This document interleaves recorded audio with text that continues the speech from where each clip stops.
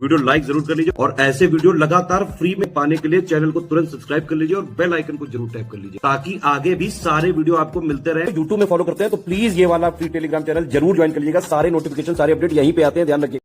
नमस्कार दोस्तों आरओ का रिजल्ट जब से आया है तब से लेके मतलब इतनी ज़्यादा हताशा है बच्चों में, क्योंकि बहुत सारे बच्चे जो बहुत अच्छे हैं पढ़ने में, जिन्होंने बहुत अच्छे अच्छे स्कोर करे हैं, 150 तक स्कोर करा है और उनका सिलेक्शन नहीं हुआ, और वहीं कुछ हैं जिनके 120-25 ही हैं और उनका सिलेक्शन हो रहा है। मतलब कोई ट्रांसपेरेंसी ही नहीं है कि किसका सिलेक्शन हुआ है, किसका नहीं हुआ है, क्या झोल माजरा चल रहा है, कुछ नहीं पता। और भारत की मीडिया आप देख रहे हो इतनी मतलब बिकी हुई है, किसी को कोई मतलब नहीं है, कोई आपके मुद्दे उठाना नहीं चाहता है। अब आपके पास या बच्चों के पास इतना समय तो है नहीं वो कोर्ट कचहरी करते घूमे। कोर्ट कचहरी करने में भी समय लगता है, पैसा लगता है। अब एक सबसे बड़ी चीज़ ये भी है, आरओ जो हाई कोर्ट वाला है ना, अब उसमें भी एक चीज़ ये आ रही है, प्रमोशन वाला मैटर हो गया है। एनडीए कराता तब वो करा नहीं रहा, हाई कोर्ट स्वयं उसको कराने वाला है। अब हाई कोर्ट अगर खुद कराएगा तो आप समझ सकते हो, इतना भारत में परीक्षाओं में इतना संशय है, सब अपने बुआ फूफावाद कर रहे हैं, सब अपने ही अपनों को घुसेड़ना चाहते हैं। तो वही बात है, फिर हाई कोर्ट में ही कौन अर्जी देगा उसके खिलाफ। तो एक ये भी है, हाई कोर्ट आरओ का पेपर हाई कोर्ट को तो कराना ही नहीं चाहिए बिल्कुल भी। ये भी चीज़ें चल रही हैं, कौन मतलब बच्चों की बात सुनेगा। आप समझ लो मीडिया पूरी तरह से बिक चुकी है। अभी देखो अडानी वाला जो इशू चल रहा है, आपने देखा इलाहाबाद में, मतलब इलाहाबाद कह रहा हूँ, बिहार में 1 रुपये में जो ज़मीन वाला चल रहा है। केदारनाथ में पूरा रोपवे का टेंडर उनको मिल गया। पहाड़ों को खोखला किया जा रहा है, जान से खेला जा रहा है, पहाड़ों को ख़त्म किया जा रहा है। भाई वो टूरिज्म स्पॉट थोड़ी है, वहाँ रोपवे की क्या ज़रूरत है। इतना बड़ा हादसा होगा ना वहाँ, देखिएगा।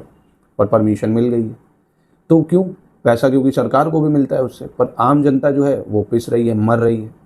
पढ़ रहा है बच्चा, तैयारी कर रहा है, सालों कोचिंग की भी फीस दे रहा है, अपना समय भी स्पेंड कर रहा है, और अंत में उसको मिलता कुछ नहीं है, ना नंबर उसके पता चलते हैं। एटलीस्ट फाइनल आंसर की तो कम से कम बताना चाहिए कि आपके कितने उत्तर बने। जैसे मैं फेल हुआ हूँ तो मुझे पता तो चले मैं कितने नंबर मेरे आए, मैं क्यों फेल हुआ हूँ।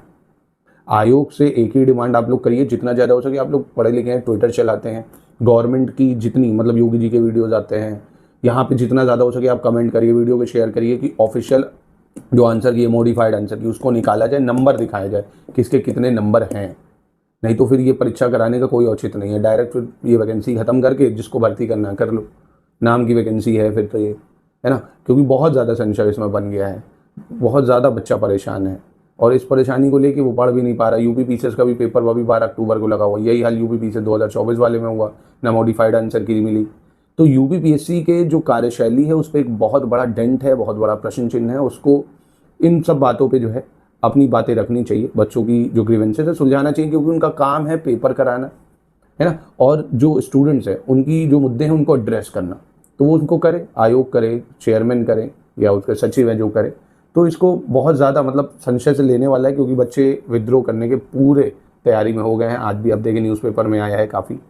तो ये चीज़ें चल रही हैं। आप लोगों को क्या डिमांड है आप कमेंट में करिए, जितना ज़्यादा हो सके शेयर करिए इसको।